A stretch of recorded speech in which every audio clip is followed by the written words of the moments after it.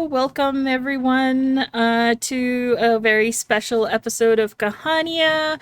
It is our 1 year anniversary, and we are celebrating with the cast of season one and season two. And we've got a lot of fun stuff up for us, even though we have started late with a little technical snafus happening, but we are here now. How about let's just start with our introductions? Let's do that. And my notes have disappeared suddenly. Oh no. I guess I'm going first because that's what I wrote on my outline. Hi everyone, I am Mariam. I am the GM as well as the keeper.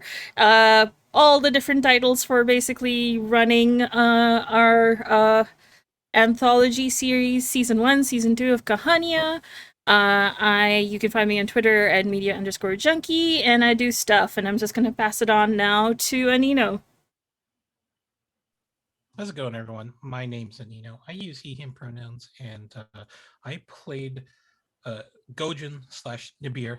Most people knew him as Gojin until like the last episode of season one.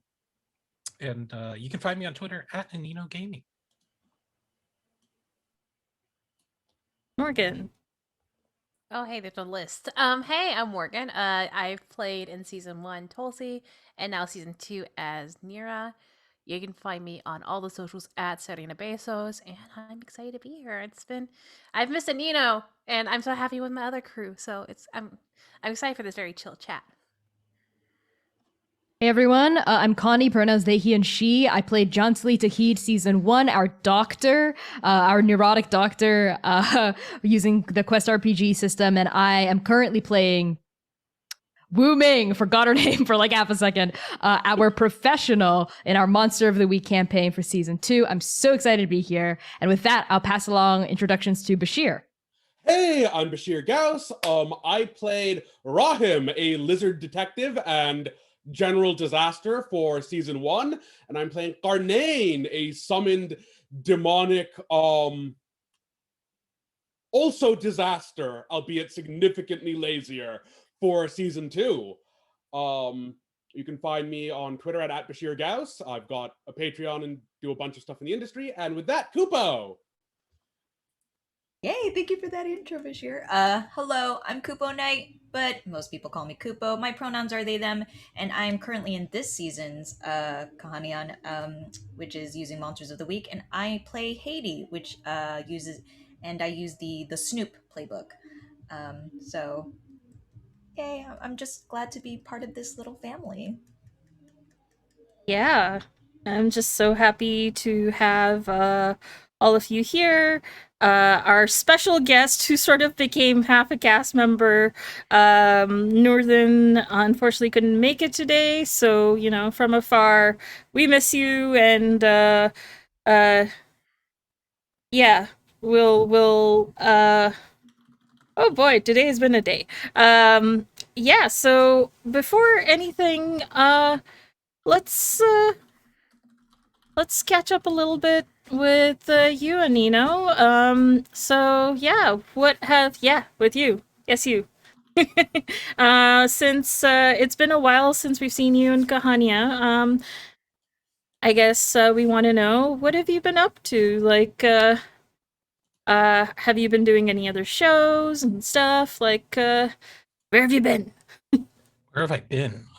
So the reason I couldn't make it season two was just that I had a conflicting show on Sundays, and I was actually responsible for organizing it and producing it. So I just felt like I couldn't just skip that.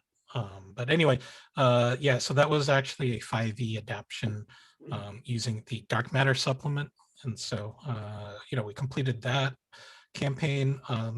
As far as other campaigns that I've been doing, I've been involved in almost 2 years now, Cyberpunk Red campaign, as well as starting new 2 campaigns, which was Scions, in which I play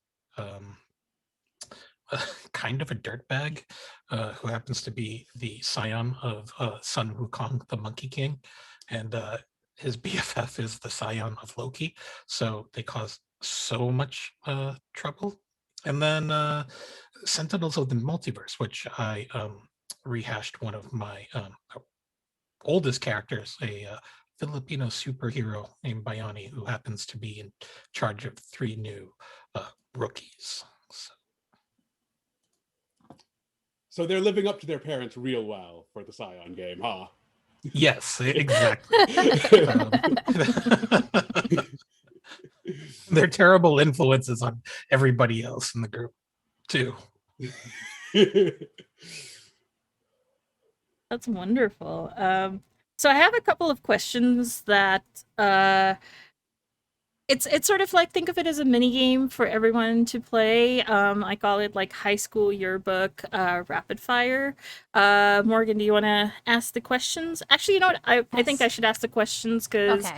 this is for all the characters, all including out of all the characters in Kahaaniyaan from both seasons, which character is most likely to quietly take over the world?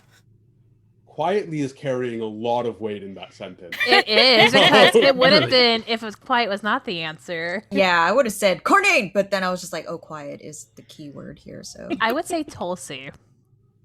Yeah, I would go with Tulsi. I think, but I think that it wouldn't happen so like blatantly. Like everyone would just be charmed by Tulsi, and Tulsi would be something like I don't know, feel like a it's- more interesting Garfield or something.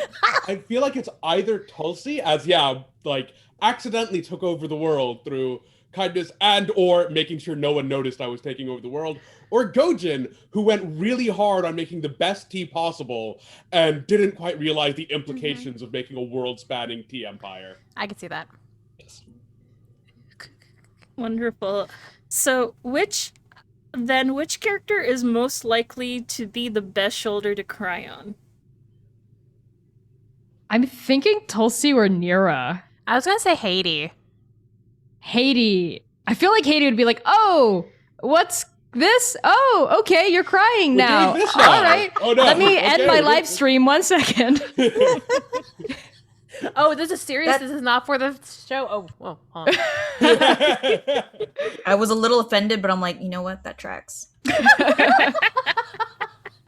I feel like Nira's probably the answer, as far I think. She'd be like, "Oh, mortal, what is coming out of your face? Please stop." Oh, Wait, how is that better from Haiti then? No, yeah, that's not an Hold on. improvement. yeah, like wait a second. It's because Haiti's actually immortal and knows what tears are. Yes. That's true. I think I'm back to Haiti, yeah. Like, live stream, not ideal. Maybe your sorrows broadcast to the entire world for a couple seconds. But after that, perfectly fine person, perfectly fine shoulder to cry on. That's true. That's true. Having to explain the concept of deep sorrow and needing support before you can cry on someone's shoulder, deal breaker, definitely. That's a good point. Oh. Okay, then which character is most likely to be a drama queen? And this is even though I said drama queen, it's kind of a title assumed of, a particular personality. It is gender neutral, so anyone can be a drama queen. At least in this question. Johnsley. Johnson. Yeah. Okay, you know what? I'm gonna agree with that. I can see that. To be fair, I'm not being a drama queen about anything. Just horrible things happen to me all the time. I'm having a proportionate reaction. Okay, I think this one probably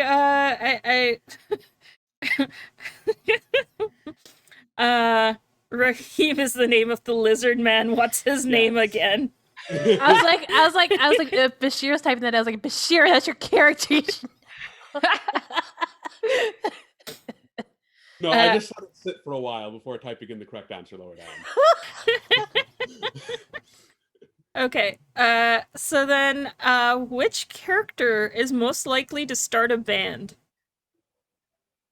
I feel like that is also Haiti. It might be Rahim purely because he thought a band would be really distracting right now, and then just committed to it after it served its purpose.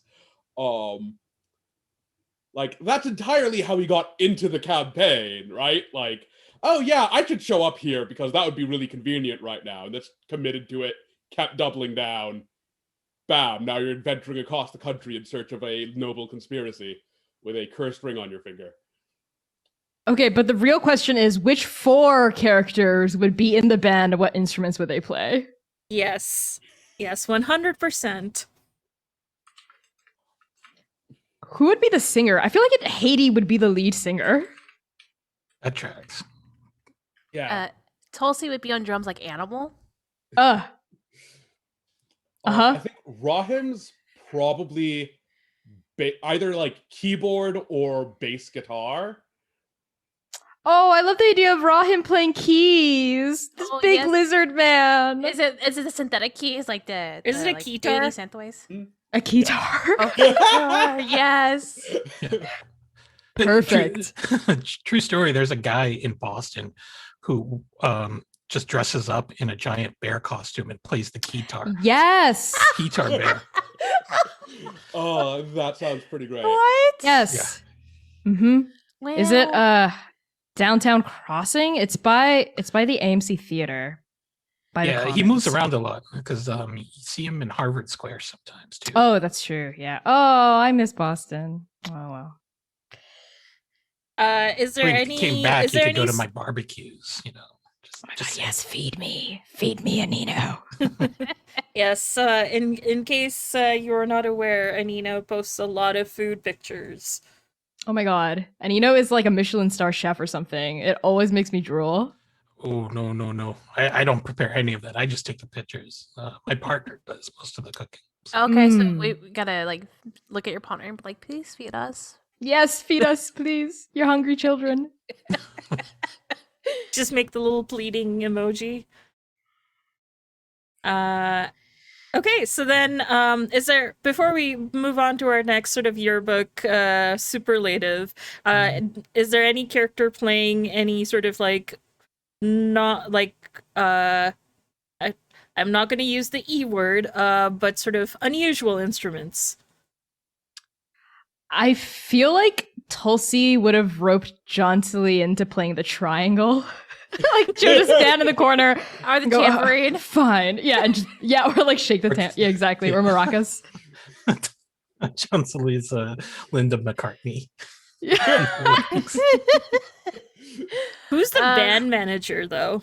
I think it's oh no, it would have to be no, Ooh. Hades' lead singer. Is it Nira? I could see that. Power Yes, suit that would be Nira. so But, good. It's a great aesthetic. I'm not sure I see Nero being a band manager. I feel like- it might be Gojin. It might. I was gonna be like a Gojin just double sipping hatting. some tea and just sort Yeah. of like Mm-hmm. Nira's the face, but Gojin's the puppet master. all right, so which character is most likely to start a cult? I think that's Carnage started a cult. This has happened. Theoretical. this is kind of semi-happened already in like the Yes. first mystery. Yeah. Mm-hmm, it's true. There used to be a town called Makara, now it's called Carnane. No, somebody paid somebody bribed gave them a horse not to make sure it call wouldn't change. There is a cult there. They have not changed their name yet. Okay. Why would a cult change their name? Is it like a part of rebranding or? No, it was a village named Makara after a local river spirit, and due to the events in the first mystery, Carnane essentially revitalized their river what is it? River husbandry, I guess. They're fisheries. And did so well in using big magic that the town was just like, oh, thank you so much, you're our new like person to look up to, and we shall call you Carnane. A total Janesville thing happened. Janestown thing happened. Oh wow, Yeah. that tracks. Mm-hmm. Okay, so then, which character is most likely to win the Congeniality Award?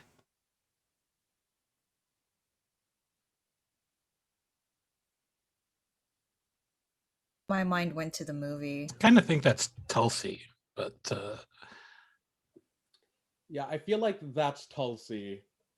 Like, very good at being like friendly and not making big faux pas, and I like, mean, they made a lot of faux pas, like yeah. cannonballing into the. they did. They did. But people forgave them pretty much immediately. Because they're so cute and they turn. They're into very bears. cute. Exactly. Whereas, like, by now, Hades been kicked out of a pet store. Nira's been kicked out of the same pet store. Well, the entire party's been kicked out of that pet Well, store. we weren't kicked out. We were only kicked out because you brought Corning brought abominations into the pet store and set them free. Yes. That's the reason why we were kicked out. You know this, right? Yeah, that is So- absolutely correct. I have no regrets. Does Tulsi like win by default because the rest of our characters are so messed up? I think so. I think Feeling the Congeniality Award a valid way to win the Congeniality Award. Because everybody else. I mean, I feel like once Tulsi had basically struck down someone with lightning and nobody really responded in a negative manner to it. People were like, yeah, they I- deserve that. Yeah, Yeah. I'm on this kid's side. like I think Haiti would be up there too, just because of the TV personality aspect. But that's my vote. And I have to say, Hades been rather, key in not having really encounters go, Very south. very, very south, because all of those the butterfly drone camera basically giving you more abilities to do ambush rather than be ambushed. Streamers. Our- Stealth streaming. Yep. I guess this also leads into our next one. Which character is most likely to star in their own reality TV show? And I think I'd actually extend that to if every character had a reality TV show, what would it be like? So like Gojin would have like a cooking show on about tea. Haiti already stars in a reality TV show. She live streams her life. Yeah, they do. Yeah. Yeah, they live stream their life, and they're already on a reality TV show. We already know what the content of that TV show is. It's Yeah, you are the Ghostbusters. content. Yes. Yes. I think So- Tulsi would be like a Steve Irwin style, sort of like going into the forest finding animals, or or no, there's this TikToker that I love who forages. It's like, oh, look, I found these mushrooms because I'm a filthy vegan, and like starts like cooking like everything that she forages out in the woods. I think I know the TikToker you're talking about. She has does a, such like chaotically kind energy. It is so good. Yeah, she's great. I feel like John Sully would have like a medical procedural like show, but like occasionally the other characters would pop in and she'd be like, I'm performing open heart surgery. Rahim, please stop eating chips. This is a sanitized environment, etc. Woomings would be sort of like the only thing I think of is like cops, but without the cops. You know what I Yeah. mean? Like she'll like bust like or like catfish. She'll like bust down your door and be like, so you decided to traffic magical goods, huh? You know, and like set up sting operations and shove the camera in their face. I was also thinking maybe like a ghost hunting adventures. Oh my god, yes. With 100%. Karina and Seth just kind of being awkward behind the, in the Yeah. background. And then like no, Yeah. and Seth is like really freaked out by every single noise that he hears. Like Wooming would be, if this were like a modern like show, Wooming would be like, there's no such thing as ghosts, we're just here to debunk. Karina's like, I'm literally levitating. There's literally knives floating in the air around me. It's just the gravitational pull that we're in. Stop being hysterical. I feel like Nira has kind of a fish out of water show about like adapting to modern life. Of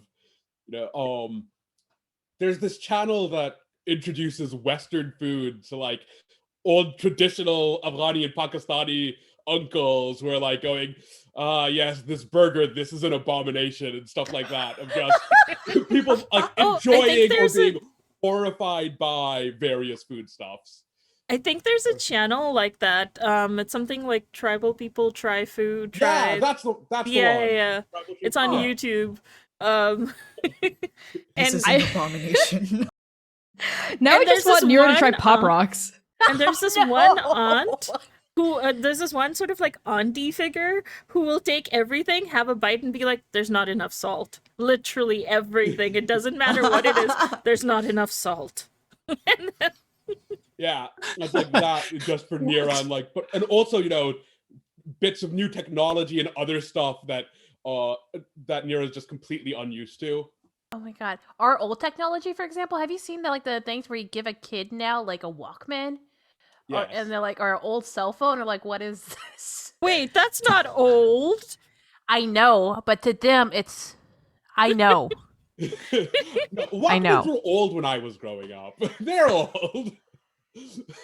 I feel very old now because that was like Believe such me, a cool I watched thing this when I was a kid. Yeah, right? Yeah. These children are like, what is this thing? How do you play your DVDs in this, or like your Blu-rays?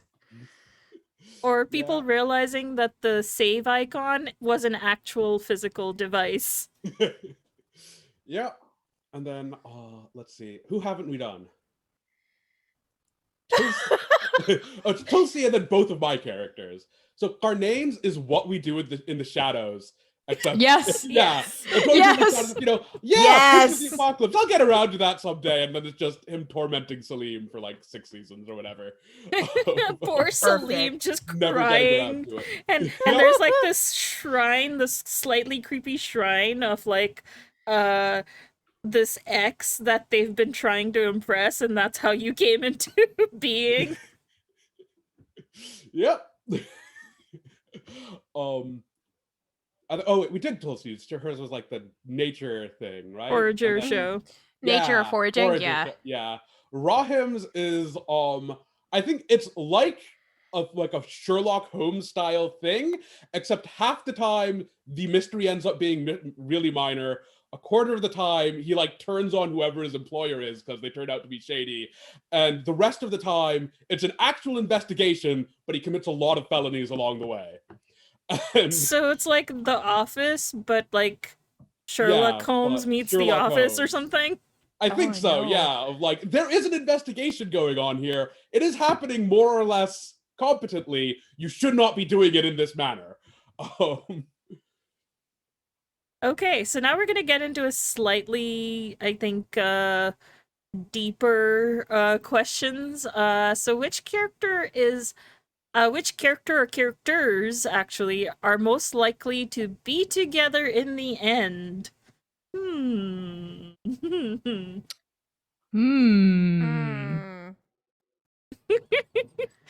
Just look at the eyes on Morgan. God, he just like.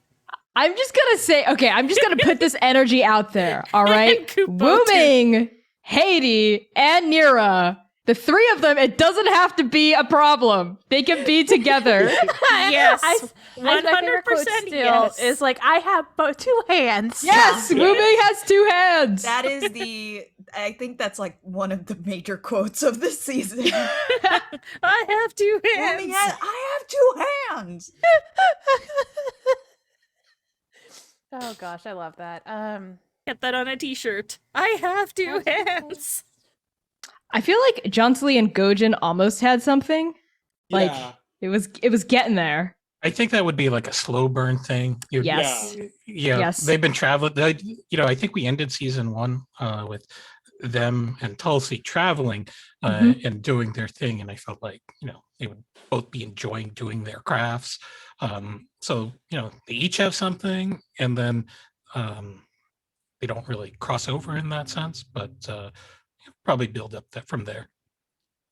I think so too. I agree with you. I think it would be a slow burn. I feel like they'd both like date other people, like see it. There's like other people, and then like they'll eventually cross paths. I think after season 10, finally something might manifest. So there'll be Yes. like one day where it's like rainy and they're stuck inside and they're got a wine bottle and they're just hanging out reminiscing, and all of a sudden they're just kissing.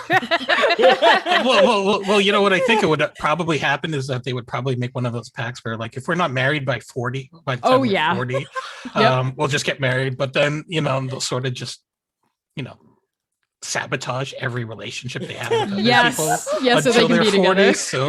so it just works out that way. I like this. They would just run out the clock. Gojin had like an arranged marriage, right? That was like a thing, right? Like Gojin had like a betrothed. I was like, I don't know if you could sense this when it was happening, Mariam. It's like almost like several months ago at this point. But I was trying to like have John Lee come on to Gojin's ex, like just a little bit. I think it was definitely there. Yeah, I think I definitely sensed it a little bit, and I really wanted to figure out a way to work that in, but it was just one of those things where trying to fit it into something, it was just like we were trying, there were other points, but I really would have liked to have had a moment or a scene or something like that. Totally. I mean, my thought is mostly like, what if like John Lee dates Gojin's ex, and like that drives a wedge between them, but then like they break up, and I'm just saying John Lee's a bisexual disaster. If we bring the characters back, maybe. Who knows? Let's throw that in the sort of ideas box there. I don't know if that's an idea so much as you just putting it in one of those knife holders. Yeah. In the holster of knives with which to stab people later. The feelings Knife for every knives. Oh my god. Okay, so then the next one, again, it's a little deep. Which character is most likely to die first or die last? Tulsi would probably die first because they would probably try to pet the thing that they weren't supposed to pet. That was so fast. Tulsi. I feel like Morgan was thinking of that ever since she first cast eyes on this list. Yeah, I saw that. I was like, that's probably Tulsi. They're gonna die first because they're trying to pet like a lion or something, and like that's like or a hippo. They're like, oh, look at this great thing, and just try to hug it, and then like that's it. That's the end of them. Which sort of leads into a question that we'll get to later, but I almost wonder, it's like, what would have happened if Tulsi was the one dealing with the big crocodile river spirit? Hello, my new friend. Let me just pet you till the end. Honest, yeah. But we'll get back. We'll get to that. But like, I'll think about like really what will happen. So, who else do you think would die first?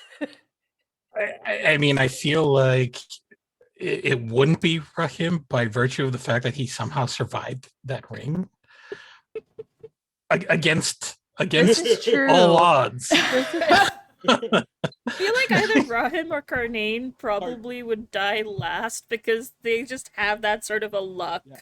Karnain is either first from just committing way too hard or to something he wouldn't, or last because technically he can just keep on going as some sort of weird demon thing or like someone sticks him in a wall for another couple thousand years and he wins by default because hey, he's in a wall while everyone else is living their lives. I'll collect those $20 right now. Yes. Okay. I'm trying to see if there's any other question that no, I think we've covered most of the questions that were there. Is there any sort of like high school superlative that you think we should throw in that would fit a character?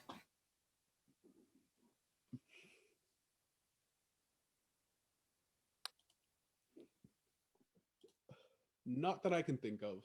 I got one just because I think I remember these like on the list of high school stuff. Who would probably be arrested? Well, I was gonna say who's gonna be arrested first, but we know that story because we almost all got arrested during season 1. Never mind, ignore me. I answered my own question. I guess my question would be, who is compiling all of this for the yearbook? And did they change any of the answers for their own benefit or amusement? Like, who was our theoretical president of the yearbook club of this cast? Oh. I want to say Haiti, just because. I was gonna say, Yeah, I I could was totally thinking. see myself do that because I have all the footage, and I would just be like, You wouldn't take notes, you record it and take notes later. yeah. And now the follow-up, does Haiti mess with any of the answers to this for their own amusement or for their own benefit? I mean, I feel like Haiti would Or do content it to, generation. yeah, for the content. Why? I feel like for sure, they would add they would definitely mess around with Carnanes, like anything with Carnane, just because it's Carnane. But I think the majority of the time they'll leave it alone, but they will add content to add Tim Tim in it. Makes Because sense.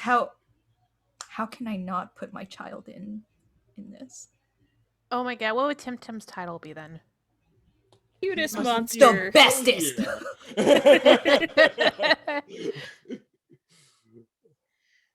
Trying to think what other. Okay, so Ooh. out of all the tag-alongs that we had from all seasons, which was your favorite tag-along from season 1 and 2? Because we had like 16 spirits tagging along at some point. Oh, the staff spirit that ended up in Gojin's walking stick. The That was a good one. went thump whenever the walking stick, or I forget what the precise thing was, but just making noises whenever that walking stick's in use. Someone said the creepy bride doll. Oh yes, the bride doll was great. I don't know, I love Tim Tim so much. They're a little monster. They're the best though. Also Boog. Boog is fantastic. Yeah. Oh yeah, Boog. I would totally add Boog too.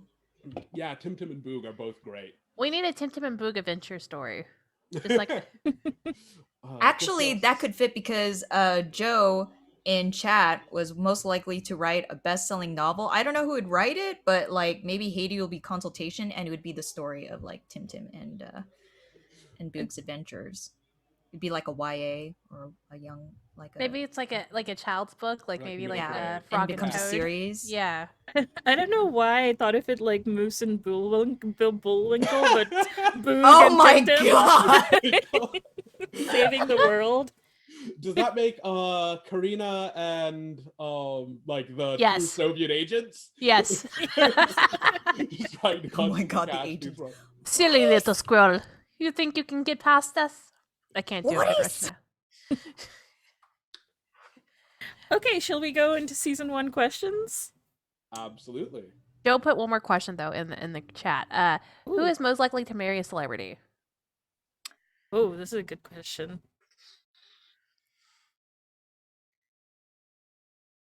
I feel like that Hades sounds like a technically Haiti celebrity. thing. So Well, Hades already the celebrity, so like. So the little polycule definitely is. That means it's definitely Wu Ming. Yeah. Yeah, I was gonna say. Wooming dates up. Either in Okay. status or in elemental like immortalness. Yeah, it like mortal status. We also got another question in the chat. Ooh. What would each of your characters bring to a 20-year reunion potluck? Ooh, tea. Obviously. obviously. Like 20 years aged tea or something. Like time capsule tea. Would that be good? I feel like that would be alcohol at that point. I think Carnane brings like unsorted, unlabeled meat. Some of it's been cooked, some of it hasn't, but it's just meat in a ridiculous quantity. Rahim actually like goes out of his way, probably cyberstalks the rest of the cast to make sure he hasn't like forgotten food preferences over the last 20 years and gets like a couple of things that cover everyone's taste. So like some sort of fish salad, some sort of that sounds so- kebabs, and then probably just an enormous amount of mango lassi as a backup. No one's gonna hate mango lassi, right? Go Nope. for it. And then bring it in. Nice. Nero would bring fish, or maybe like seaweed snacks. Oh, maybe like handheld seaweed, like rice and fish snacks. I forget what they're called.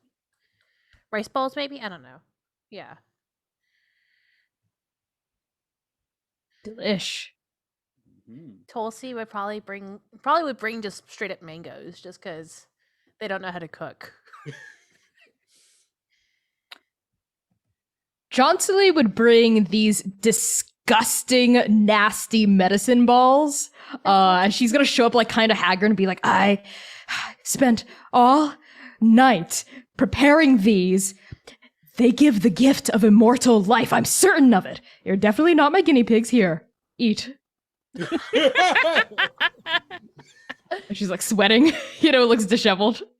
Wu Ming would bring like meal prep, like chicken, skinless, boneless chicken breasts, like greens and like potato, but what's it? The orange potato. I'm blanking. Sweet potato? Sweet Yeah. potato. Yeah, sweet potato mash or something, and like be really concerned about everyone's health. Be like, you gotta make sure you're eating well.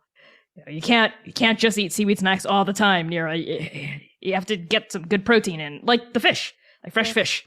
The fish is protein. Lumi. Yes, good. It's all about balance. Just want to make sure you're healthy. Thank you. There's like romantic Awkward tension. silence. Yeah. Yes. What does Haiti bring? I don't really feel like Katie's a cook either, just because they'd be traveling a lot, so it would Does be Haiti bring like a lot- market bought like cupcakes? Well, or it's something? either portable market things, like something like simple fare Something that like maybe chip they could make, packets. or I was thinking like Haiti would kind of I guess with all the like discussions with the local people, I'm sure they've tried like different types of like snacks and foods, so they would probably like go to each like area kind of, or like kind of grab like this smorgasbord of samples and like bring it. Would you just raid Costco and hit up all the Yeah, samples? yeah. and walk? Yeah.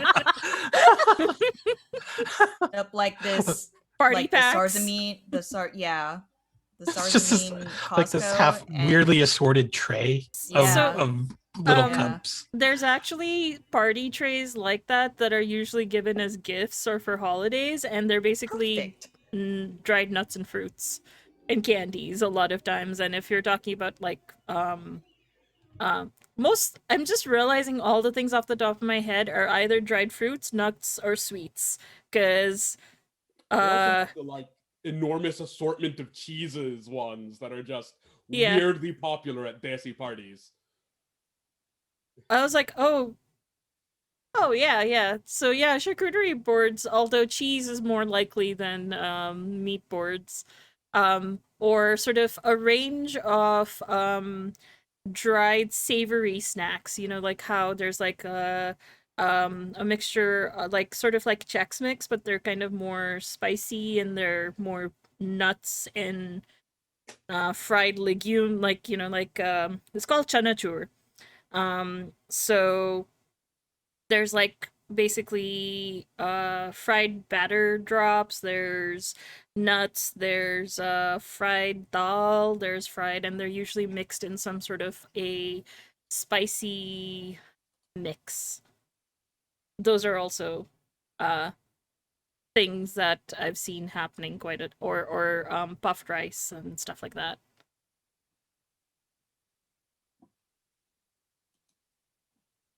All right. Sorry. We got more questions, but I think we do got to move on, right? Yeah. We'll if we have time, we'll put. But we'll probably get back to these if we can. Yeah.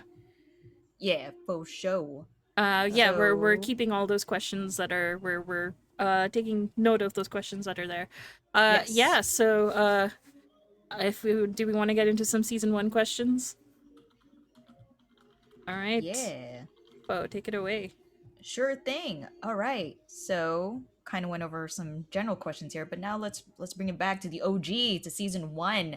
So I kind of want to start this with the game master themselves. But of course anyone can chime in on their own about this. Why did you choose Quest as your game system for season 1? So I think when I was recruiting everybody for this game, this was also coinciding with us starting Utopia. So it's this thing of like Utopia's beginning and the start of Kahaaniyaan were kind of one and the same in terms of organization.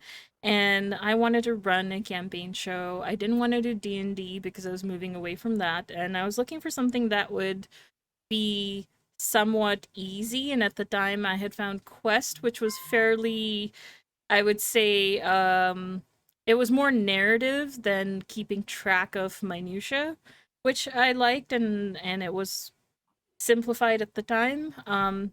And yeah, I think that was why I started with Quest, although I think when I did the cast I did ask what games, or loosely asked if there were options or whatever, and I guess I'll now pass it to y'all. What'd y'all think of Quest? Well, I think the shift to Monsters of the Week season 2 pretty much indicated what everybody thought of Quest. I want to say that I really want to say that Bashir was the most vocal person about I liked it for opinions what on Quest. it like the I liked it because it was a D20 system with like a narrative sort of like character sheet. But I think with what we wanted to play did not fit the game design itself. And the game design itself is fantastic for like a questing sort of adventure stuff, but like the game that we're playing was like the social like who done it and like all that stuff, and I just don't think it quite fit. So I it was good in its own right. I just don't think it was right for us. You know. Anino mentioned you were very vocal, Bashir. How I plead the would fifth. you- I do work in the industry and would prefer not to. Okay. Would prefer not to shit talk other designers. Okay. No, I That's wasn't good that you the know person who you said I disclaimed would yourself. prefer That's not to great. do this for S2, and yeah, like, yeah, that's all I'm saying on the matter. It was very constructive criticism, I assure you. Yeah, I have my own thoughts and feelings about Quest. I have critique. I wouldn't say what I have is shit talk. But if that's not the vibe we're going for, it's not the vibe we're going for. And just to sort By of all means, go for it. I actively try not to comment on stuff because a lot of the times it's like about something I'm actively working with, or like I know people and I'm on good terms with people on the creative team or something. So like I try not to make public statements about my thoughts on game Oh, yeah, that's systems totally valid. That's valid. unless they're hugely positive. Totally. I totally hear that. So everything said does not reflect the opinions or views of one Bashir Gauss in any way, shape, or form on this stream if you're Unless they watching. come out of his mouth. Unless they are physically coming out of his mouth. With that said, I think what I struggled with a little bit with Quest was combat for me was sort of in like a weird space between cinematic and crunchy, I guess. We still had to swing to hit, roll the d20, but there were no modifiers, so it felt super swingy and felt like super up to fate. We had a bunch of features all the time, and we didn't use all of our AP like very often because so much of this was roleplay and narratively focused, so that I never felt like I had to make mechanically informed decisions about what features to use and not use, which is something that I do enjoy like thinking about when it comes to like a more tactical system. I also felt like there was a lot of pressure on our keeper. I don't know if this on our guide. I don't know if this was your experience to interpret the mixed successes in a you know what I mean? Yeah. They're like a hard choice. I'm not very good at, I will say, when I have to make bargains or hard choices on the spot, and that is something I've learned pretty much on the job, so to speak. I don't do well with that, and I do prefer just sort of having either not just a general what to do in a mixed success, but sort of like I love moves that basically tell you on a mixed success these things happen. Exactly, versus, like in PBTA. yeah. Yeah, for sure. So that was I think my biggest struggle, especially coming from primarily D&D. And that's the thing that I found I was and this is again like I'm just realizing my own GMing style and stories I want to tell as I progress as a live streamer of I prefer narrative, and that's also part of the reason why I moved away from D&D and part of the reason why Quest didn't quite work for our group as a whole. um and Monster of the Week is pretty great and I enjoy it, but I think season 3 we might be moving again to another system, not because there's anything wrong with Monster of the Week, but because we're moving to something that will be, I think, further narrative and rules light. But that's something that we haven't decided. This is just, these were talks behind the And scenes. and I like that honestly because Kahaaniyaan means story. So like I would love to play more like various systems within this setting. That I think that's fantastic. That if we do continue to do that, I think I'm down for it. I'm approval. I'm curious, was there like a close contender when you were debating on the game system for season 1? Like obviously it was Quest, but I remember in the discords, I remember the discussion was going on, so I'm curious what was like a close like, ooh, maybe this system. I think we were trying to see if we could have our own system that was super, super rules light. But obviously, like to make a game that feels good for everybody, that takes time to design. And uh ultimately, I think for the sake of just having something to start the show, Quest was, because I think because I was coming off of D&D, I wanted something that was kind of like a transitional. I wouldn't say Quest is a transitional game for D&D, but it is one of those things where at the time and the place, it was an option that seemed like a good fit. That totally makes sense. I actually really resonate with what you said, Miriam, about Quest feeling kind of like a transitional system. Because when we were season 1, I was coming from, I think, a similar system space as you. I primarily had only ever played D&D. So having Quest to sort of bridge that gap between D&D and like trying new systems like Masks, a New Generation, and like Monster of the Week on the side, and like other specifically like PBTA games that I was Urban Shadows, second edition, stuff like that I was toying around with, was actually very helpful because it helped sort of like shift my frame of mind about like what I could and couldn't do, to like think outside of turns and outside of like specific resources on a sheet, and more about like, oh, what do you want to do and how can we make the narrative support what you want to do, instead of like being limited by the tools I had at my disposal on a sheet. So I think Quest was useful in that regard. I would say it's a great system to show people who have only ever played D&D but are interested in maybe like shifting gears to a different playbook. Something that's a little more narrative, but not too narrative enough. Yeah, it's very. It feels like training wheels a little bit, like to help Yeah. people like get out of D&D.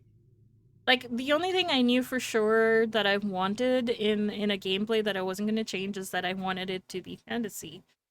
Because Sarzameen is a fantasy setting, so it needs to be fantasy. So it was interesting how Monster of the Week kind of was transitional in that sense of it was transitioning to supernatural fantasy thing, but there's a modern setting, and I wanted to, I think also given with the cast and everything, I wanted to show off Goldak a little bit, and Goldak as kind of like a,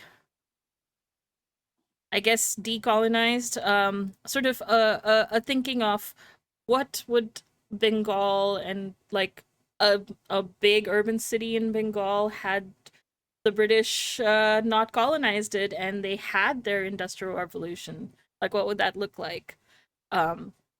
So that's Mechanical butterflies that stream everywhere.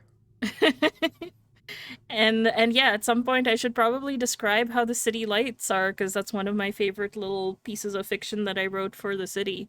That should play a little more in the setting. But yeah. We've we've talked a lot about games. I love it. I mean, that's what we're here for. That's what we're here for. But okay, I want all of you season 1 players to bring back your characters in your mind. I know it's been a while, but thinking of the story that you all created in season 1, uh were there any like plots or backstories that your characters that you wanted, that were left unfinished and would like to explore it? Not regrets per se, but just like, ooh, if we had more time, we could have done this. There was stuff with like, not with my character, because I kind of designed draw him to be like, I can pick him up or put him down as needed, but both Junslee and Tulsi, I think, both had stuff kind of with their home situation and backstory stuff that I wanted to see how that would resolve. So there was the disease around like Tulsi's hometown, I think. I forget the specifics of it. And like how Junslee had decided to leave home, that both felt like those would have been cool if we'd got a conclusion on those.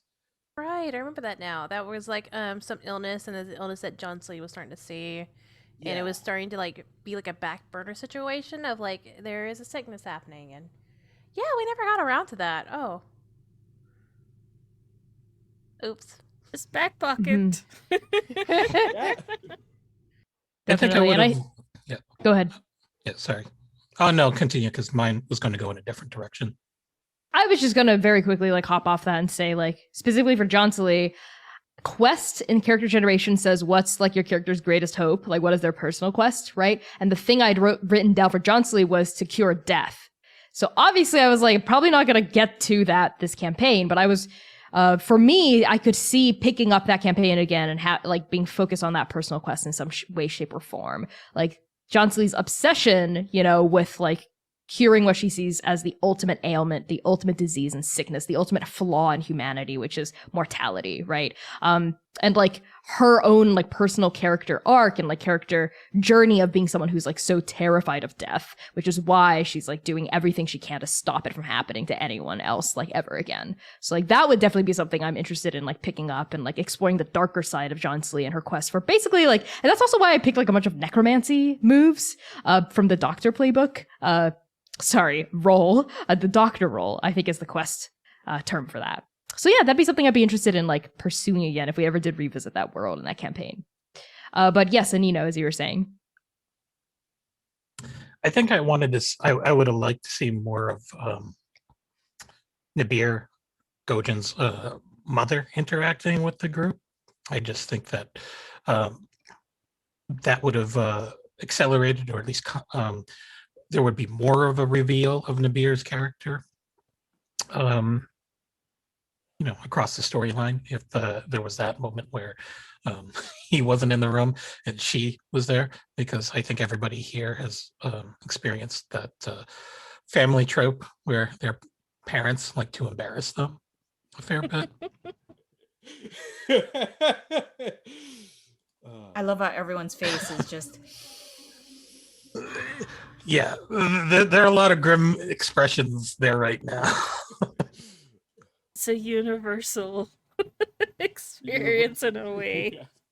Universal experience of everyone with parents. I think it's a parent's prerogative. It's like, I raised you for like over how many goddamn years? Hell yeah, I'm gonna embarrass the crap out of you.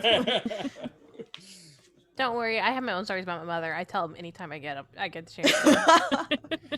She tries to embarrass me. Well, guess what? I got stuff on you too, woman. Like, To be fair, I try for my dad, but he'll kind of be proud of it. So it's just like, there's no point. There is. yeah, no she's kind of point. proud of it too. She's like, Morgan, tell them the story. I'm like, okay, we just Like, tell you Yeah, the story he'll where laugh you, about it and I'm like, damn it. like real quick. So we live in South Florida, right? And there was a hurricane that was on the way, and like we were driving past a gas station that had a line of gas, and she's like, "Oh look, Morgan, there's cheap gas." I'm like, "Mom, there's a hurricane coming." She's like, "No, it's gotta be cheap gas." I'm like, "Mom, there's a hurricane on the way." She's like, "No, it's gotta be cheap gas." I'm like, "Woman, why are you like this?" So that's one. That's one that I usually tell everybody. No, hello, internet. Now you know. I feel like that's something my mom might do as well. Of like, yeah, but that look, it's cheap. We're getting it. Okay, I think. Go ahead. Oh no. No more. Yeah, I think on that note, while we recover from stories of embarrassment by our parents, we shall take a quick break and be back with more questions about our season 2 cast as well as audience questions. So go stretch, go drink some water, hydrate, and then we will be right back.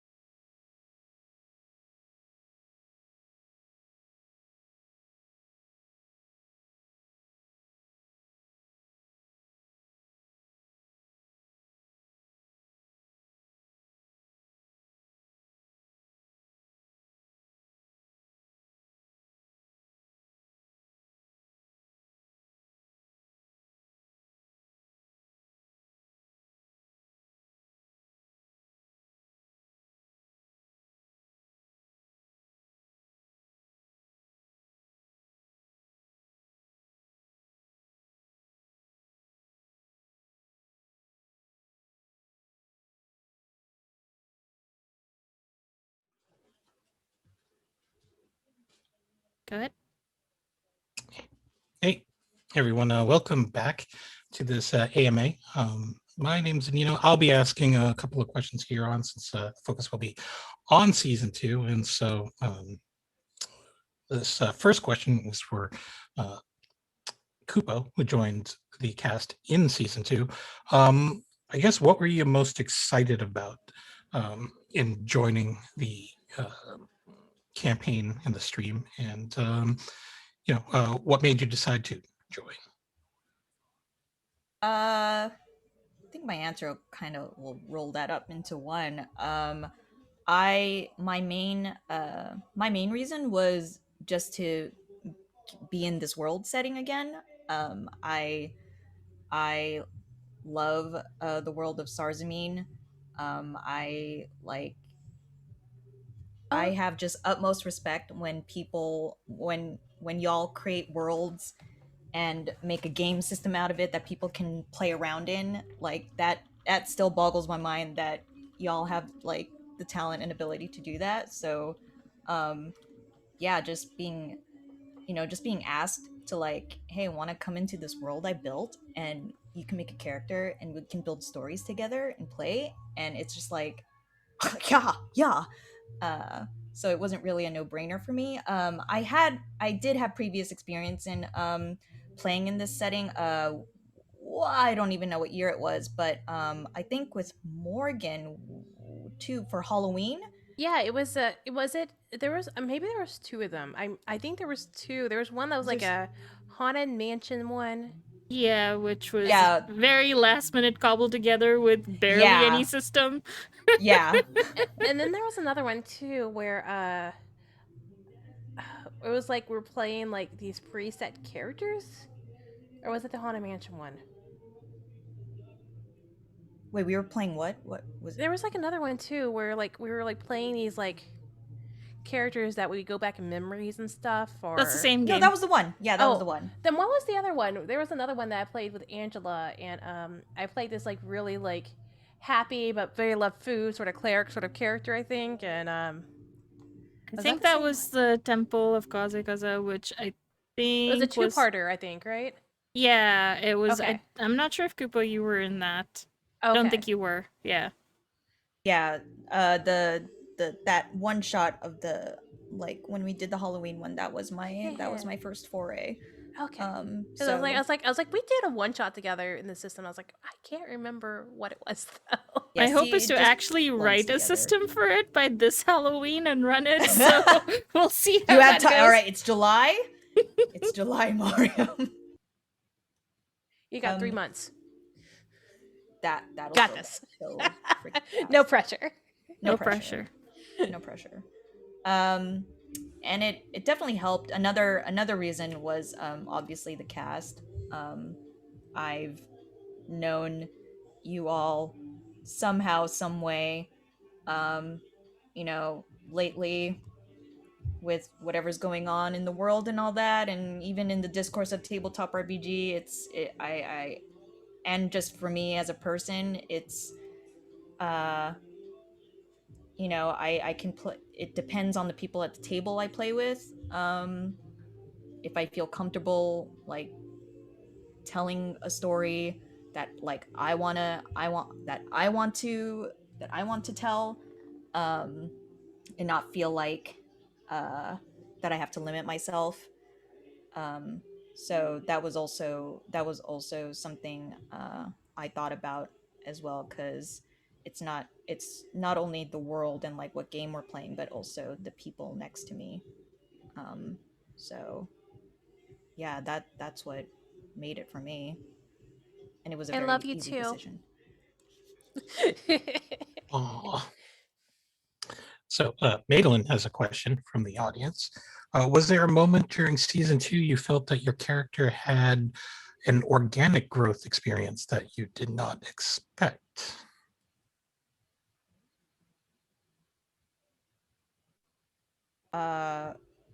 I can start off since I was just spoke. For me, actually, it was the my Hades' feelings for Wu Ming. My from the get-go, my initial thing was like, oh yeah, no, I'm not gonna make Haiti have any relationships. It's just gonna be blah blah blah. But like, the more we played, I was just like, oh, oh, like especially as and it was, and for me it was organic because I see Wuming and Nira, like they're interacting, and so I feel like Haiti would feel that uh that like, oh, Wuming's connecting with this person when it was us kind of thing, and just like, oh no, this kind of like awoken something, polyamory, you know.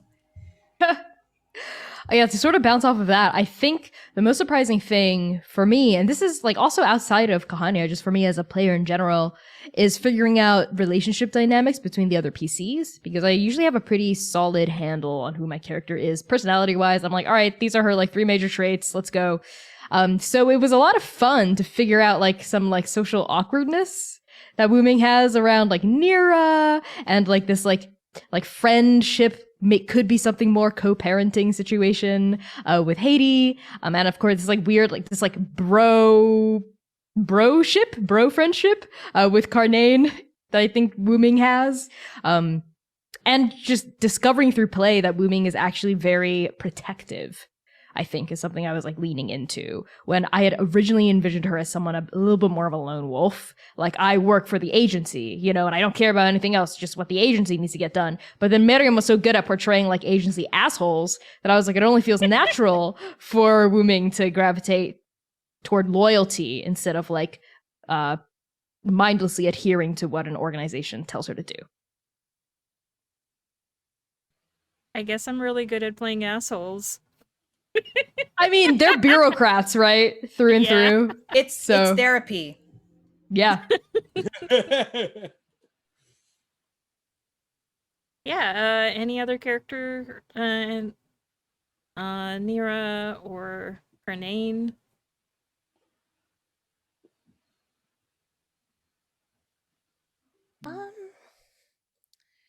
Nira just, I guess Nira had some really good conversations with Amen, just because one elemental to another, just, able to have almost like a guiding figure, be like,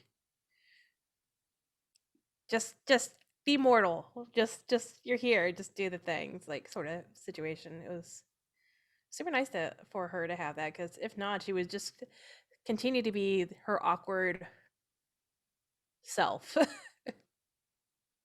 I think that was like a regret for Haiti, at least for me, like not interacting enough. Well, I mean, it was a real life situation on why I couldn't interact in the game, but yeah, I definitely would have liked to have Haiti interact more with Amon.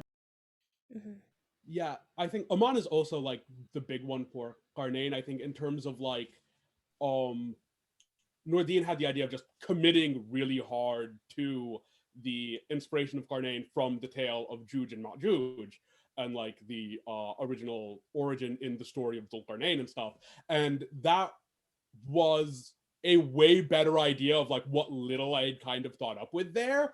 And committing to that changed a bunch of what his thing was kind of about. And like, it gave him an element beyond, this kind of weird, out of place grandpa living on some dude's couch and ruining his life, who's just kind of enjoying himself and is reacting to the things around him without really having much in terms of what he actually wants besides continued hedonism and messing with his buddies.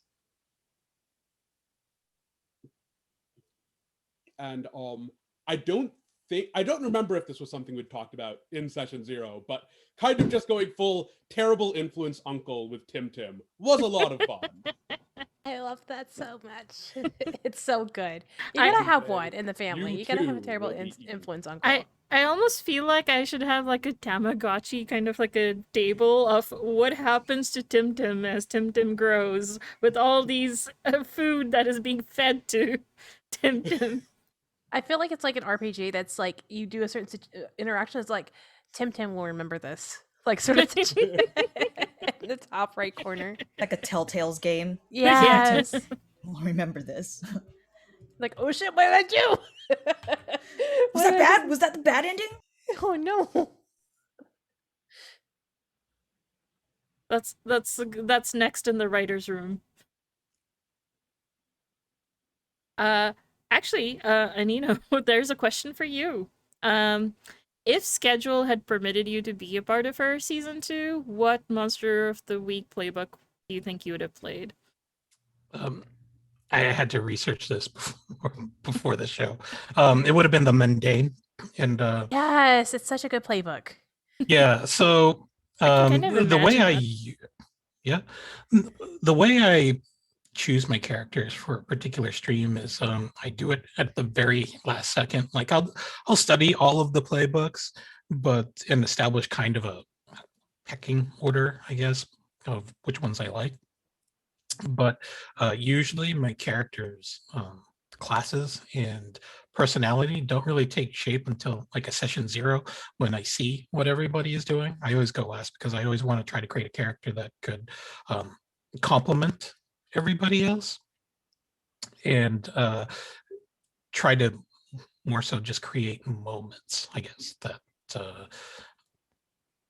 folks could react to that would, really make their characters stand out. I try to be real collaborative in that sense. So usually, though, what happens in those cases is that everyone plays Chaos Children, and I have to play the adult who kind of chaperones, but really just ends up encouraging the Chaos System children to be their best selves.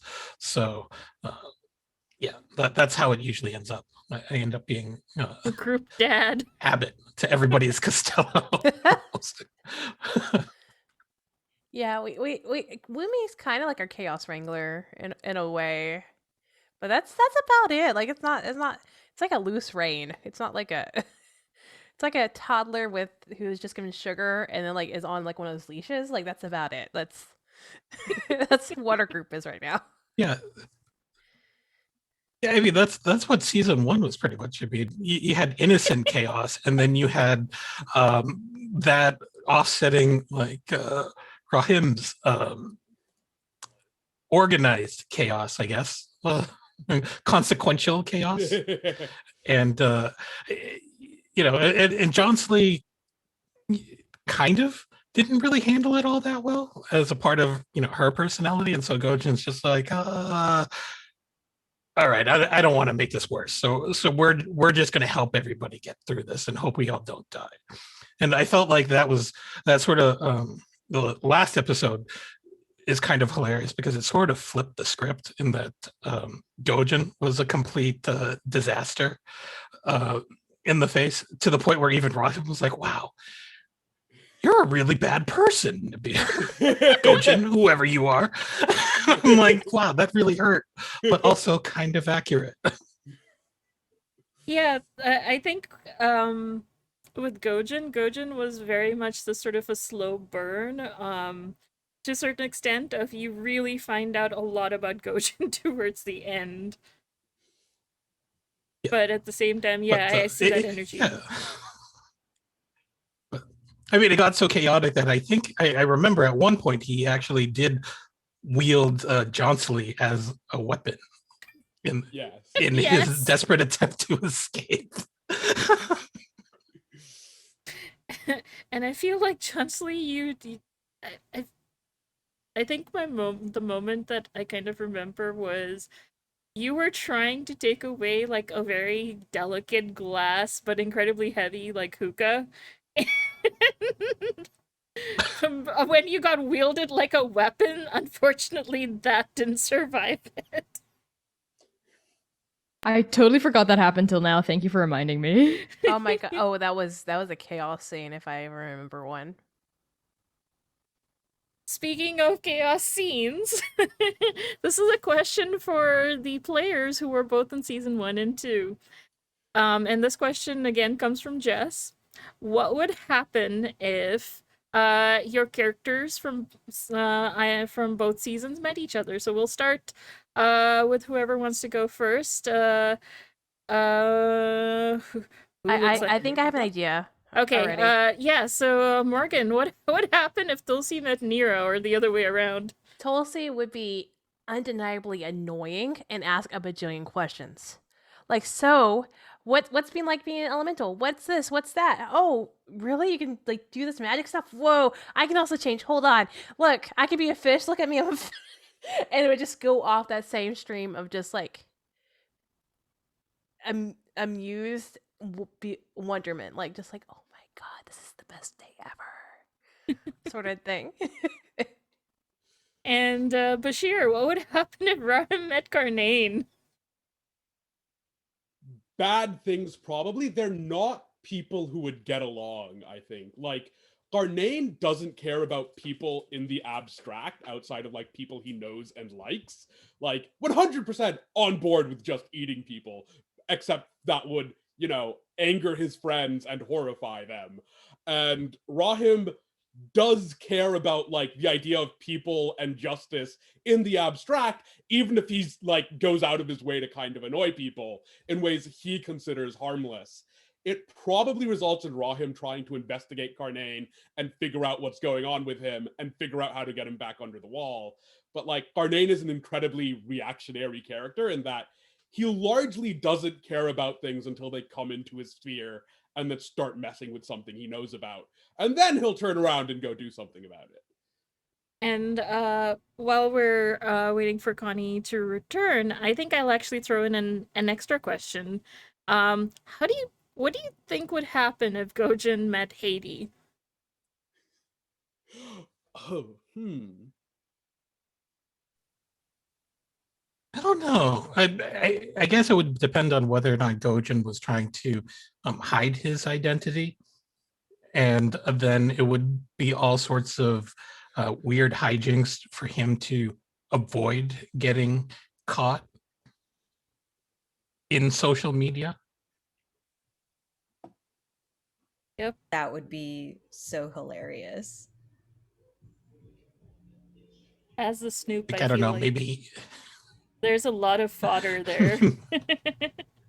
Yeah. Also, he would always have like a fake mustache or like a wig on hand to just throw on in the event that the cell phone swings around in his direction. hello, yes, I Or- am. I am someone else.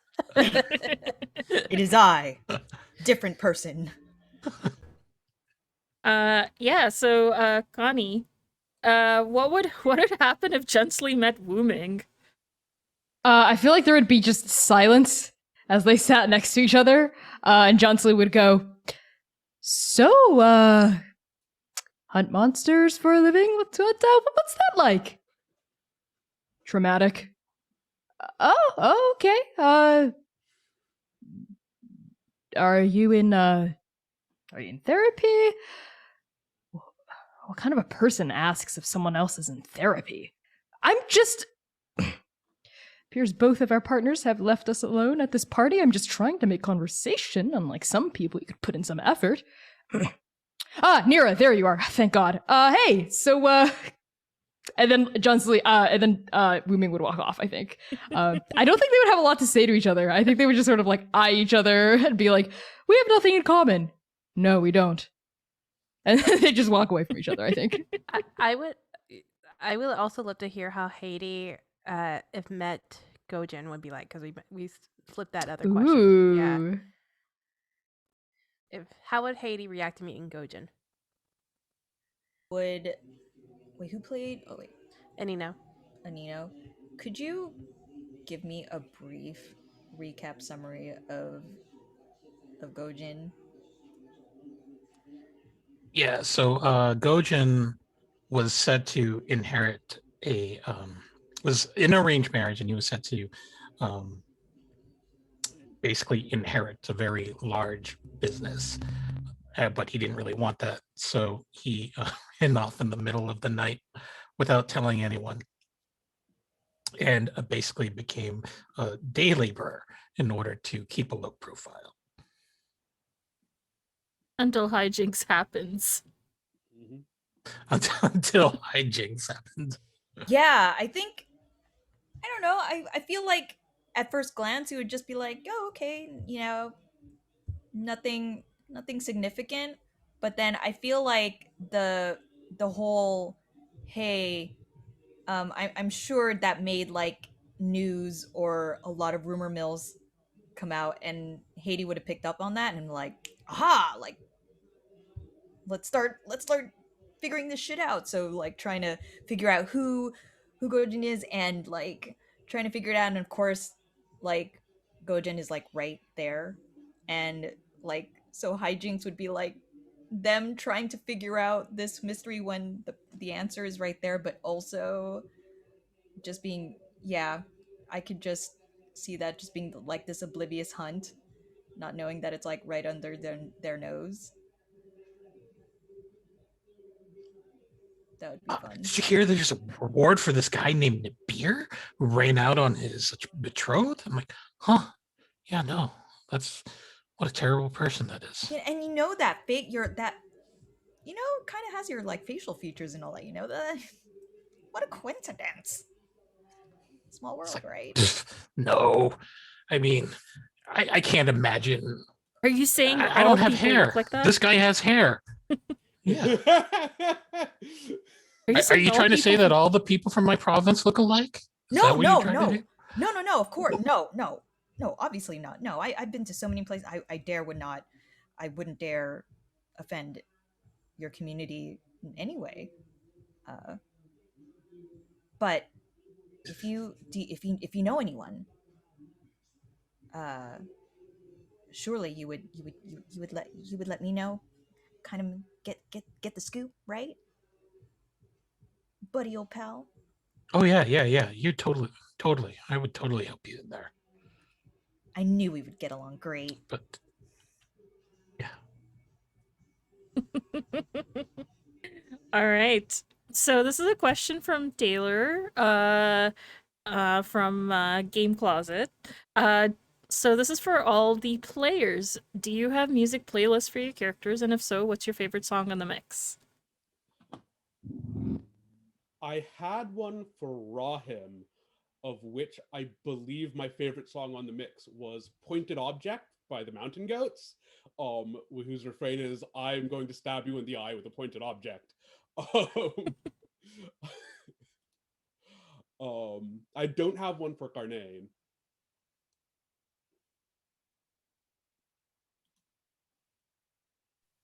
Anyone I usually else? have at least one song for each of my characters. For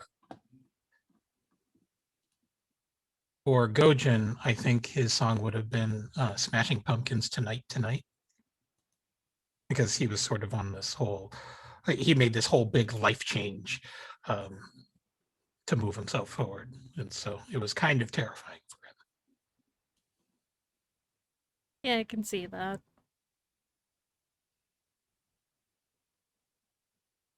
I honestly, I like me as a human. I love music. I'm not the type to put it to a character on it. I don't know why. Just sometimes, like if I'll play Monster Hearts, I'll make a playlist just because they're young and like the music's fresh and they're fresh. I'll do it, but like when it's like fantasy and stuff, I'm just like beats. I don't know what sounds.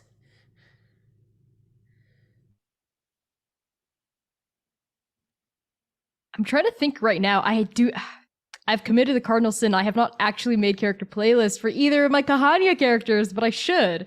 And I'm like looking through the songs I know right now, or off the top of my head. Which ones do I feel like would fit either Johnslee or Wu Ming? And I feel like Wu Ming, I don't know, for some reason, the song, God, what's it called? Wolf Mother? Wolf. It's a bonus track by First Aid Kit. I feel like that fits Wu Ming pretty well. Have to think of one for Johnslee that isn't like a joke song. I'm the same as Morgan. And it's funny because I am myself and my family, we are very musically inclined. So when I hear that people make playlists for their characters, and I haven't like I don't know, for some reason that's not how I connect with when I create a character. That being said though, I my Spotify is open right now, and I was just glancing at what I'm currently listening to, and it's kind of a joke song, but maybe not really. But I feel like "Boss Bitch" by Doja Cat would kind of fit. I mean, kind of jokey, but like it's just so fun and catchy. Like it could be like their anthem of like getting pumped for the day and the stream, and just remembering that they're the boss bitch, like kind of thing. So yeah. Okay. Okay, so this question actually is for me, from Jess. Who's been your favorite NPC and what's been the favorite food mentioned in Kahania?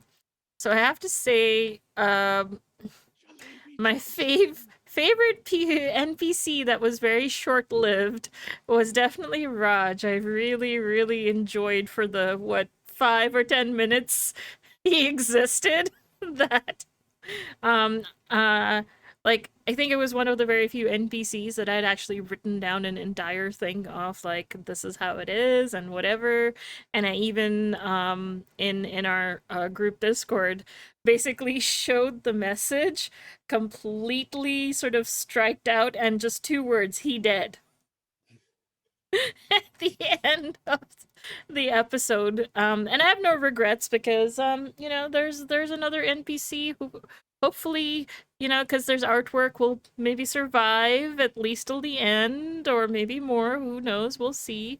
That I don't want to get too much into because I'd like to keep it as a let's see what else you discover. And as for favorite food, oddly enough, I don't think we've this is really weird, but it's like I know, like for example, the Musafirs and a lot of one shots. I've spent a lot of time talking about food. I think I've hardly talked. Oh no, yes, there's. I guess there's one very a notable scene of Jalebi Junction Mm-hmm. with Bashir whispered that earlier. I was like, Jalebi Junction. I was like, Yeah. yes. Yeah, so all basically turning jalebis and like a candy slash sweet shop into sort of fantasy Hooters was hilarious. I mean, I was that's like, where are not we going quite with where I this? was going with, but as I finished describing it, I realized, oh, okay, this sounds a lot like Hooters. Oops. Oops. Well, enjoy Jalebi Junction. Um, okay, so then the next question that we have is, um, this is from Joe. What characters from movies, shows, games, books do you draw from when forming your character's persona event? So Rahim was like one part Sherlock Holmes, one part kind of a Discworld character. And I don't know, I doubt anyone else has read this, but there's a book called Triumph Her Majesty's Servant or something, which is like a kind of parody of steampunk, with an absolute disaster of a main character basically desperately trying to lie to the Queen of England so that Britain never gets the idea of colonizing Australia. And that was like the final part. Those are the 3 parts of Rahim, kind of just Sherlock Holmes, but he's he's a comedy character, and he's constantly creating trouble for other people to try and further his own goals. Garnain is like Bartimaeus plus Hellboy plus like kind of comedically evil sidekicks in various media games, like HK47 or whatever. Like, take your pick.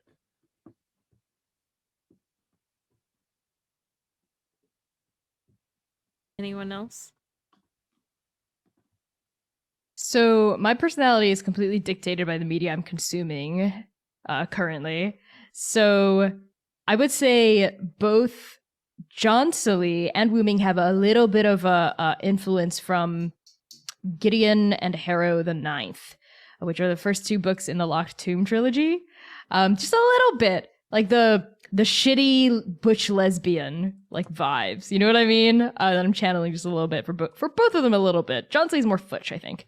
But yeah, I highly recommend that series. If you're interested in lesbian necromancers in space, very well written, incredibly deep and complex and compelling characters. And just the world is fascinating as well. I highly recommend that series to anyone. And I'm also, I'm a sucker for anime too. So whatever cool anime I'm watching right now, I'm like, I want to replicate that in a TTRPG, et cetera, et cetera. What are you watching now? I watched the first few episodes of Jujutsu Kaisen. Honestly, me too. I couldn't get into it. So I Really? have unpopular opinion, but I honestly didn't really like it. I can kind of see it though. I thought it was kind of mediocre, not gonna lie. I know that a lot of people in this space really like it though, so not to yuck your yum, but it just wasn't for me. I have yet to watch it. I can kind of see I mean, it's if you like shonen anime and you want like something similar to like Naruto or Bleach, but like paced a lot better and with more interesting characters, very similar to Demon Slayer, I would say, in terms of like maturity and tone. I feel so old. Like I got out anime whenever Naruto started entering the scene. That's like how old I am. That was a good time to exit, actually. 100%. I also like deep cuts of anime, like Kanan from Type Moon, which is the same studio that does Fate, the Fate series. But no one's ever heard of Kanan or watched it. But I don't know if I watched that one. I've watched another one of Type Moon stuff, but yeah, they're pretty they're like, we're gay, kind of. Yeah, we'll never really confirm it, but we're a little gay.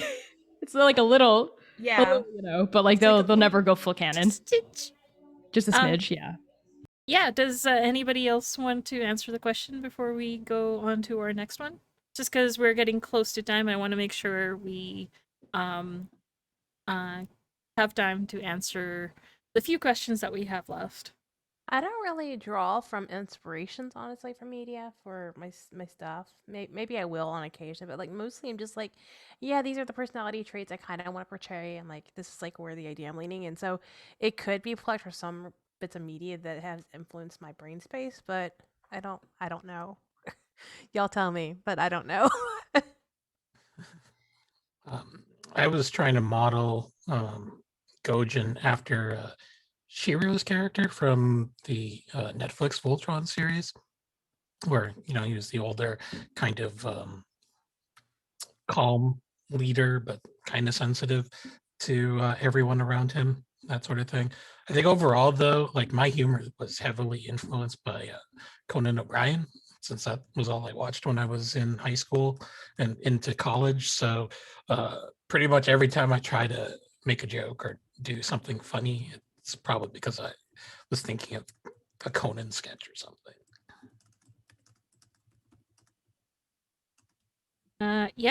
So we're going to take one last audience question before we get into the last one or two questions that are that I'd like to end our special episode today.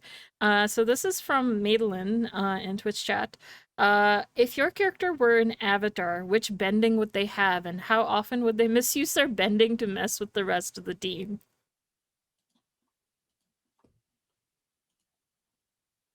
Tulsi would be Earth. And they would use it a lot because they're a shit stirrer. And Nira's water. Nira's kind of there. Yeah. Wu-Ming would be a non-bender, I think, but really good at hand-to-hand or use weapons. Or if I had to choose an element, because I'm not going to cop out of this one, Earth as well. She strikes me as very strong, big motions, and I don't think she would ever misuse it. Though I could see her like unlocking lava bending powers, given her temperament later in an Avatar season.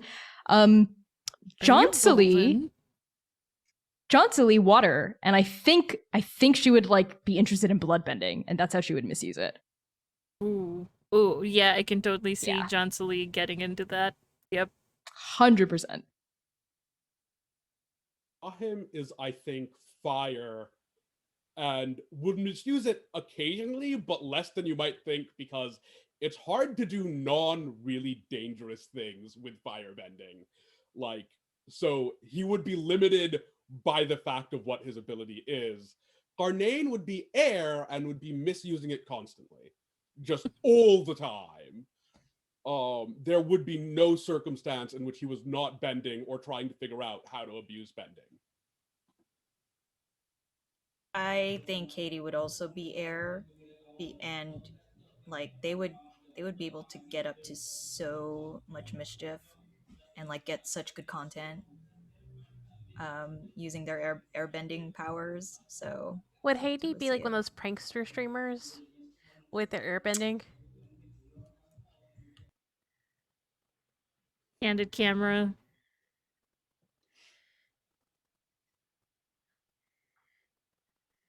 Like you just been punked or like whatever. Oh yeah, punked. That's how old I am. I don't think so. I mean, they'll probably do that for like maybe if there's any like kids around as like a joke, but not like an intentional like jackass, like something like jackass or something. Um, yeah, just because for me personally, I don't like that kind of content. So Anino? Probably water. Because tea. Yes. Although I would also maybe throw out, but what about firebending? Because then you could always have tea at the perfect temperature. Yeah, I felt like it would be really destructive though. Like, I don't know, leaving the door open to someone's clinic. Which, by the way, Junsley never found out how and why. Ever. That's another unresolved thing. She needs to find out somehow. Okay, so Does she though? well, I think basically the whole like, oh my god, everything's on fire now. We're in a disaster. Kind of happened right after that moment, so Junsley didn't have an opportunity to resolve that beyond fleeing. That is true. Okay, so our last question, and this is specifically as this episode is in between season 2. We finished sort of a big reveal and fight, and we're kind of now getting into the last 3 episodes where a lot of things hopefully will get resolved. What are your predictions of what's going to happen in the last 3 episodes?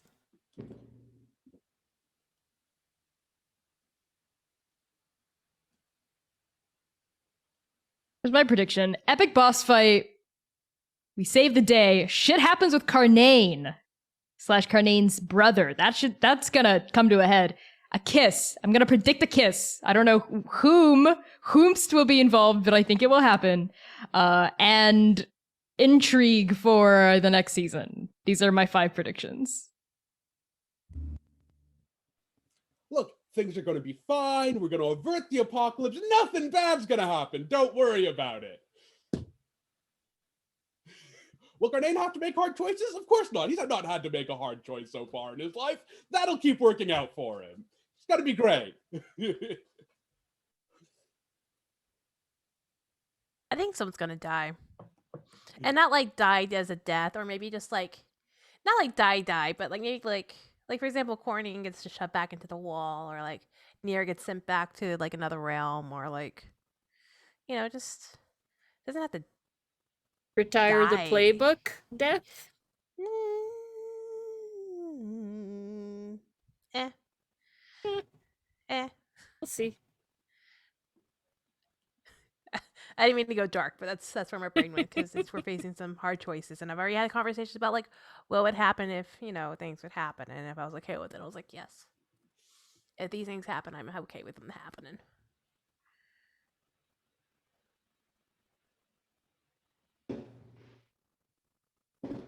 Upo, any predictions? I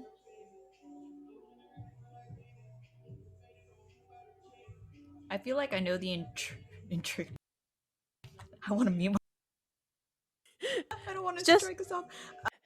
just so people are aware, there's a party at Koopa's like next door neighbor's house, and there's like music that's like really loud. Sounds like Coop's been like muted the whole time. Just FYI. I feel like everyone's kind of mentioned everything I want, but like I do want to emphasize the like the Wu Ming's two hands quote. I'm hoping something happens there. We shall see. Um, I think with that, because we are a little past the hour, and also just to be cognizant of everyone's time, there's a lot of really cool questions that were there that maybe over the next coming weeks, we'll see if we can get them on Twitter and like have sort of a Twitter thread reply and stuff for those, or maybe we'll do another AMA once the seasons end. But I think we're gonna end today's stream for now. But before we do, let's quickly do our outros, and yeah, please tell us where we can find all you lovely people. Let's go start with Kupo. Okay. Hello, I'm Kupo Knight. Call me Kupo. This was so much fun. I usually don't do these kind of like character like what would your character do if da da da or like these what ifs. So it was a really cool exercise. I really want to do these more so I can learn how to better um play a character. But yeah, you can find me on Twitter at Kupo Knight KUP0 KNIGHT. And yeah, this was super fun. Right. And Bashir. Hey, I'm Bashir Gauss. You can find me at Twitter at Bashir Gauss. You can find me on itch at havocfet.itch.io. You can find me at Patreon at patreon.com/havocfet. I am a writer. I'm a writer, game designer, and cultural consultant in the tabletop games industry. You can find my work with Modifius, Paizo, Rowan Rook and Deckard, Kobold Press, and more publishers that I'll be able to talk about over the coming months, well, over the next year-ish. Yeah. Hey everyone, I'm Connie, pronounced they, he, and she. I play John Sully Season 1, and I'm currently playing Wu Ming Season 2 of Kahaaniyaan. You can find me on Twitter, Instagram, I guess, but I'm not really active there. Patreon and itch at by Connie Chang. That's BYCONNIECHANG. I am the GM and producer behind Transplaner RPG, which is an all transgender, people of color led, 100% homebrew Dungeons and Dragons 5th edition live streamed actual play campaign set in an original non-colonial anti-Orientalist world. Arc 1, Episode 1 is now available in podcast form. So if you're like, kind of iffy about consuming actual plays in live stream format, there's no more excuse for you not to tune in. So you can find us on Apple Podcasts, Spotify, pretty much everywhere. Just search Transplaner RPG.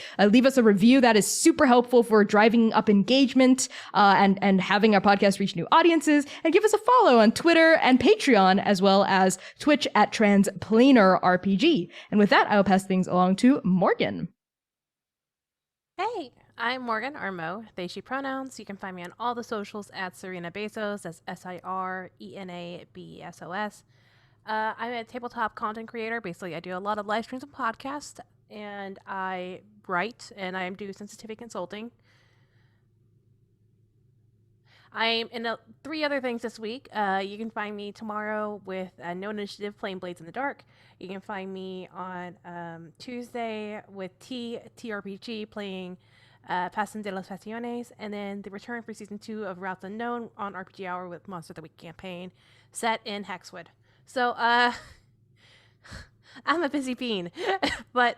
And just to let you know, people who watch me for Game at a Glance, because I am a busy bean, is taking a break in July, just so I can have a little bit of brain space. But it'll be back in August, I promise. But, yeah, Anino, hello. Who are you? What do you do? Hi, I am a TTRPG nomad at the moment. So best place to follow me is over on Twitter at Anino Gaming. There I will update my schedules and basically retweet all the cool stuff that I think folks should check out. So yeah, that's about it. And I am Mariam. You can find me on Twitter at media_junkie. I do a lot of stuff, but currently you can find me here running Kahaaniyaan every alternate Sunday. We are now in the last 3 episodes of season 2. Super excited to see what's going to happen. And also the Musafirs season 2. We're currently behind the scenes working on some wonderful content that we're hoping to share with y'all this year. And I'm also currently, oh, there's so many projects. Some of them I can't talk about, but the one I can talk about because it's all over Twitter is for Cozy Town is itch funding. And Cozy Town. Sorry, I love Cozy Town. I'm very excited. I just finished playing it on another show, so it is wonderful. What's And that show Jam, called again? I've heard so many good things about it. Well, but what's the name? it's called They're a Super Geek. Oh my god, that's so cool. I love that name. Thank you. We had just had our first game, which was in 2 episodes, Cozy Town, with the designer, Jamie, and I am writing I guess stretch goal is what they're called. I'm writing a cool epilogue called, that's on the Major Arcana Tarot cards called the Sunset Oracle for essentially when you're done with Cozy Town and you want to do an epilogue of how the town is, you can use the prompts. So I'm super excited to get that going and get that written. And yeah, if you want to follow all the things I'm doing, Twitter's great. So we're gonna go right now to the end screen. And if you can stick around for a little bit, we will be rating Critical Bard, so please give them some love. And we will see you again in 2 weeks with our next episode of Kahaaniyaan. Thank you so much for watching and questions and everything, and take care.